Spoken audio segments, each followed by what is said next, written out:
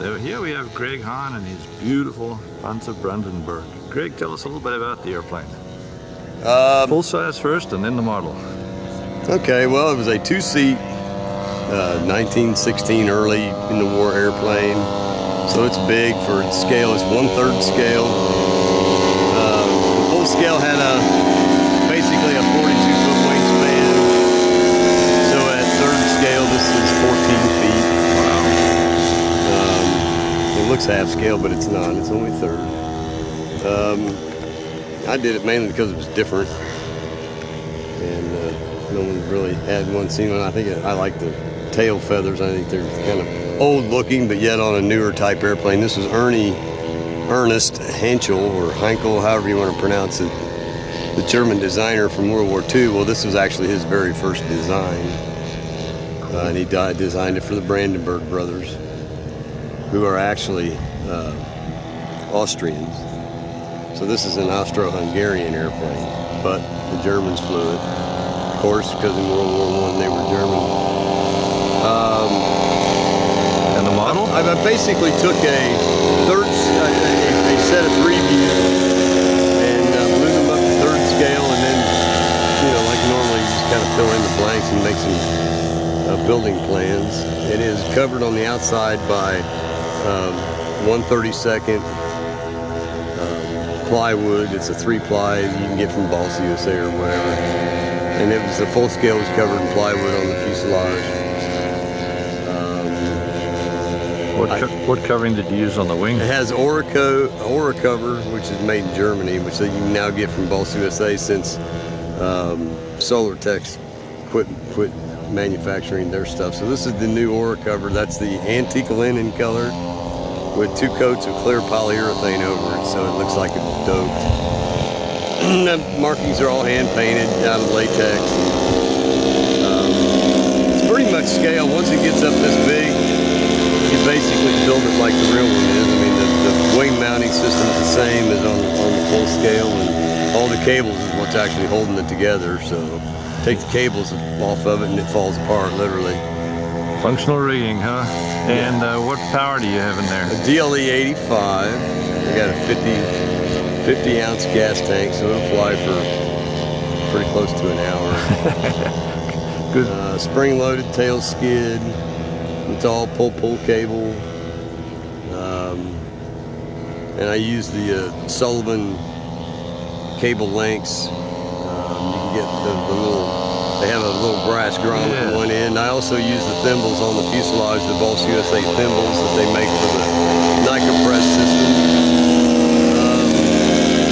Now you've had a handful of flights with us. What do you think of the flying? I like the way it flies. It's nice and slow, and the full scale had a top speed of 85.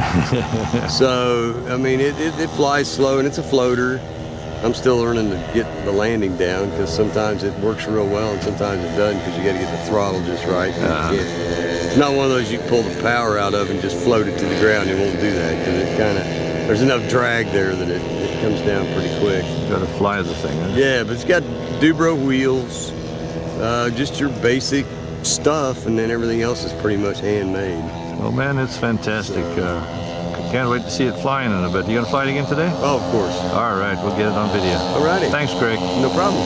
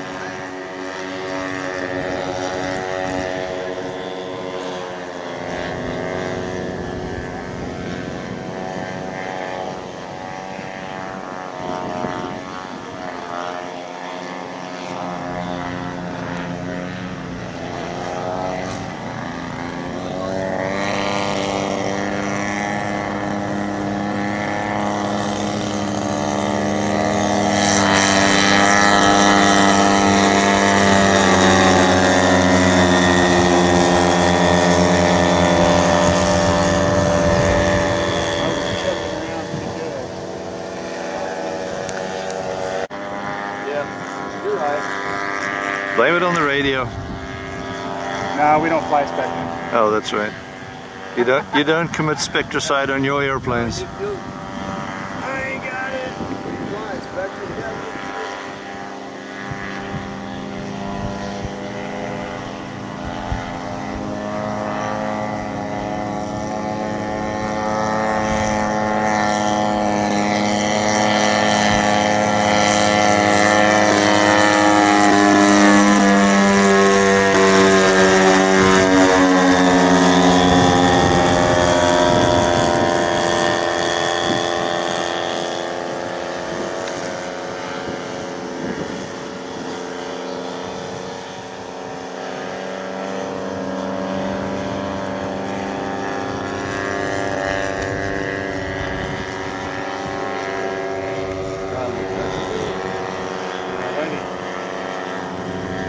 With that cross, I'll just take it's coming across. It's blowing on my back right now when I stop to know it.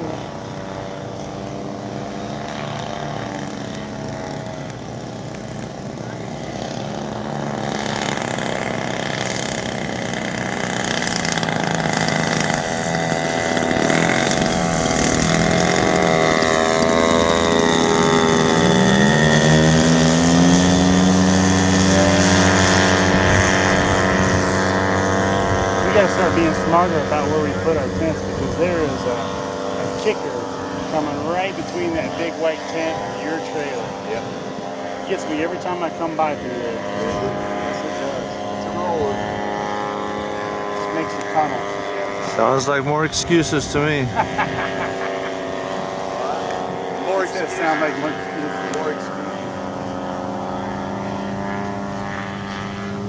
Says he with a camera in his hand, not a transmitter. Not good.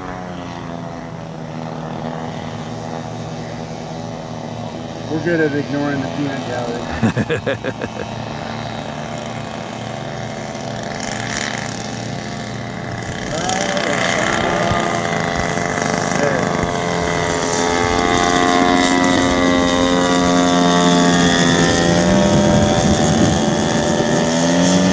Well, I guess that was all right, I suppose. I think he's done that before.